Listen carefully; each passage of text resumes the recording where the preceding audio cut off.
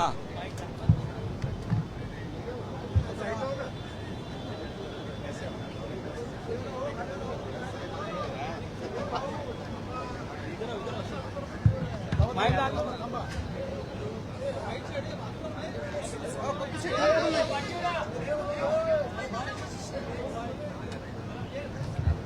ये रोल का अकेला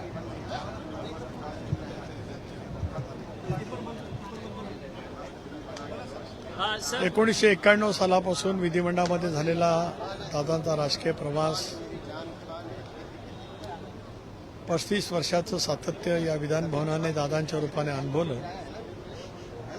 विधानसभेमधली दादांची उपस्थिती, मग ते विधानसभा सदस्य म्हणून असतील, राज्यमंत्री, मंत्री, उपमुख्यमंत्री म्हणून असतील, विरोधी पक्ष नेता म्हणून असतील, सकाळपासून ते कामकाज संपेपर्यंत उपस्थिती, अनिवार्य उपस्थिती अनेकांच्यासाठी करावी लागली.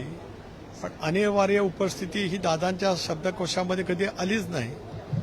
कारण त्यांनी अखंडपणाने गेले 35 वर्ष महाराष्ट्राच्या विधानसभेच्या या प्रांगणात ज्या पद्धतीने उत्तम संसदीय कामकाजाचा एक वेगळा ठसा राज्यभरामध्ये आणि देशभरामध्ये उमटवला, असा एक झंझावात आज शांत पडलेला आहे.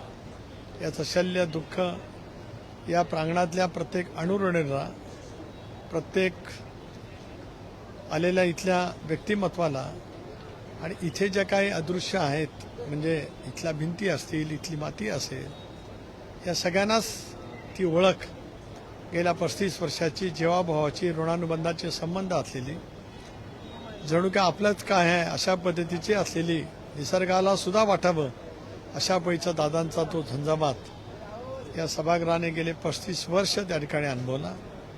सभागृहातली त्यांची अभ्यासपूर्ण भाषणं, दीर्घकाळ मांडलेला, सर्वाधिक मांडलेला अर्थसंकल्प, राज्याच्या आर्थिक स्थितीच्या बाबतीमध्ये त्यांनी वेळोवेळी घेतलेली खबरदारी, त्याचबरोबर राज्याच्या हितासाठी घेतलेले निर्णय, त्याच्यासाठी दिलेला फार मोठ्यासाठी निधी, सर्व समाजासाठी, सर्व घटकांच्यासाठी त्यांनी घेतलेले निर्णय आणि निर्णय घेत असताना सभागृहातली त्यांची वेगवेगळी भाषणं, हे सुद्धा एक तऱ्हेचं ग्रंथ होऊ शकेल.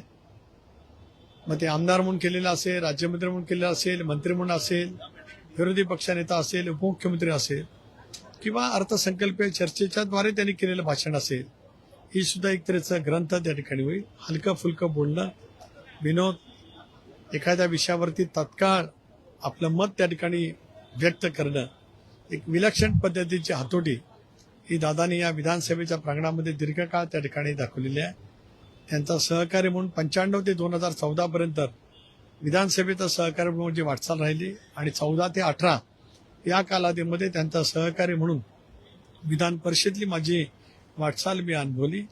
नेता किती मोठा, दिलदार, किती मोठ्या मनाचा असू शकतो. विधान परिषदेत माझं एक भाषण होतं त्यावेळेला, विधानसभे परिषदेच्या अध्यक्षांच्या, सभापतींच्या अविश्वासाच्या ठरावाच्या वेळेला, त्यावेळेला ऐकण्यासाठी सर्व आमदारांना घेऊन विधान परिषदेच्या गॅलरीमध्ये उपस्थित असलेले दादा, तो क्षण मला आठवतोय. मी खाली भाषण करतोय आणि माझ्या समोरच्या वरच्या गॅलरीमध्ये दादा आणि त्यांचे सर्व सहकारी मी करत असलेल्या भाषणाला दाद देत आहेत. एक नेता आपल्या सहकार्याच्या वरती किती प्रेम करतो, व्यासंगी विचार आपला सहकारी करत असलेल्या, व्यक्त करत असलेल्या भावना ठामपणे त्याच्या पाठीमागे ज्या पद्धतीने ते सतत उभे राहिले, आज सारंच काय आम्ही गमावलेलं आहे. मी व्यक्तिगत जीवनामध्ये खूप गमावलंय, या विधानभवनाच्या प्रांगणाने सुद्धा खूप गमावलंय, मंत्रालयाच्या इमारतीने खूप गमावलंय, प्रशासनाने सुद्धा गमावलंय आणि महाराष्ट्रातल्या 13 कोटी जनतेने सुद्धा आपल्या जवळचा, आपल्या कुटुंबातील एक व्यक्ती आज आपल्यातून गेलाय. ही हर प्रत्येकाच्या मनामध्ये दीर्घकाळ त्या ठिकाणी राहील. त्यांच्या विना विधानसभेच्या प्रांगणात प्रवेश हा आमच्या सर्वांच्यासाठी खूपच क्लेशकारक नक्कीच त्या ठिकाणी आहे. असंख्य अशा आठवणी आहेत या प्रांगणातल्या, की ज्या आठवणीच्या वरतीच पुढचं जीवन जगणं एवढंच माझ्या हातात आहे. धन्यवाद.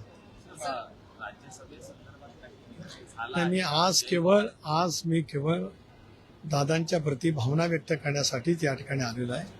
आज संध्याकाळची शोकसभा झाली की मग 26 तारखेला आमची राष्ट्रीय अध्यक्षांची निवड आहे, त्यावेळेला मी जरूर राजकीय त्या विषयावरती बोलेन.